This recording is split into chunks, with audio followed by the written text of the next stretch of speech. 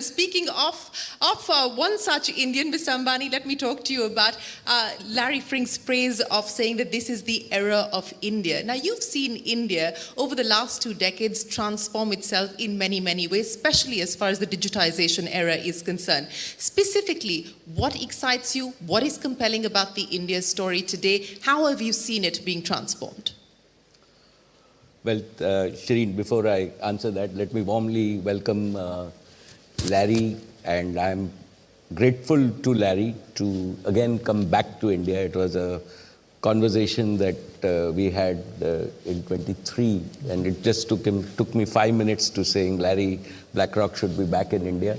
And he said, that's all it took, 5 minutes? Will you partner me? I think it was less. It was a car ride. We had to go to point A and point B, and we accomplished it in a car ride. In terms of, and you know, here you are with your full team, and we have launched the business. So thank you for again coming back to India, and India warmly welcomes you and your colleagues, and to all my colleagues from the industry and the financial community, a very warm welcome.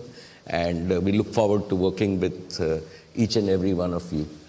As Shireen said, I think that, you know, Larry, there is an old Indian saying that a tree only attracts attention if it bears fruit. Mm-hmm. And today, in this new era, as you described it, India and the tree of the Indian economy is bearing fruit with great visibility, with sustainability and abundance. As everybody said, right, we are confident, like we are the largest growing fast economic growth in the world. 8 to 10% is possible and doable, and I think that sustained double digit is not ruled out. So that gives us and that is why we are, after a long time, attracting all this attention. And this has happened primarily because I think that the last 10, 15 years, right, we had 2 successive periods. We had 10 years of Manmohan Singh, where we focused on growth. And then we were very lucky to have now consistently 15 years of very stable leadership.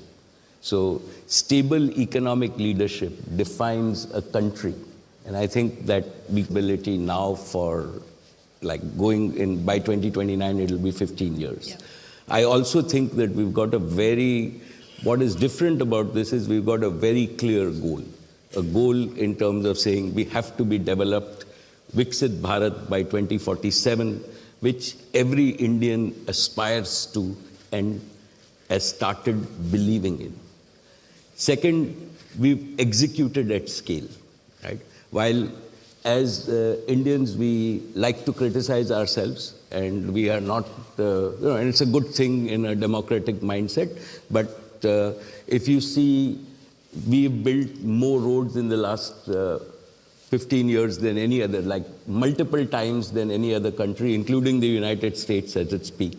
We've built like power capacities. We are now the leading renewable power producer in the world. We've built in our own industry digital capacities, 5G, that is better than most people in the world and cheaper than most people in the world in terms of what. And now every Indian village has got 5G.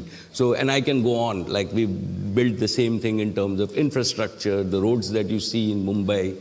For a long time we said that we will connect Mumbai to the mainland, and we now have the bridge that is running. So we've executed. We've also had policy which is sustainable. So even when you see between governments, right, we all thought that Aadhaar was the earlier government's piece. I think this government was wise enough to saying we've had continuity in policy at all times. In terms of that, we've had stability, we've had predictability. We've also been conservative. So as Indian successive finance ministers, we've always maintained our debt in order. Relative to global debt, we are still 50% of GDP as debt. So we are not, like the world norm is now 100%. So we've had, and I think that we've also in the private sector, and what excites me the most is the startup industry. When I interact with startups and we see young 28, 30-year-olds starting up companies, and I can clearly see, right, 100 new Reliances in terms of where, and the aspiration, the confidence that they have. And finally, it is the confidence that you see. Fortunately, we now operate across the length and breadth of India. So it's not only the confidence in forums like this, but when you see the confidence in young people going to school and colleges, wanting, and in parents today believing that their tomorrow is better than today. Right? And that is a big, big change in India, that all of us, this is our baby boomer generation. This is the Indian generation that believes that they'll make a better tomorrow than today. And that's the confidence that we see as a result of all of this. And I don't want to rule out, like when everybody, we've also had, right, at least I think a sustained 15, 20 years of great law and order. Right? And that is a prerequisite to continuous economic growth, social harmony. All of these things matter in terms of that. And hopefully, like we are now setting the foundation for many, many decades, the world sees that. And that is why, even like after the budget, we had the European treaty, we had, fortunately, the US. So the world is looking at us. We have, and we at Reliance get at least every month in terms of saying we want to come to India and can we work together. So the world is taking notice of India. It's a tree laden with abundant fruit.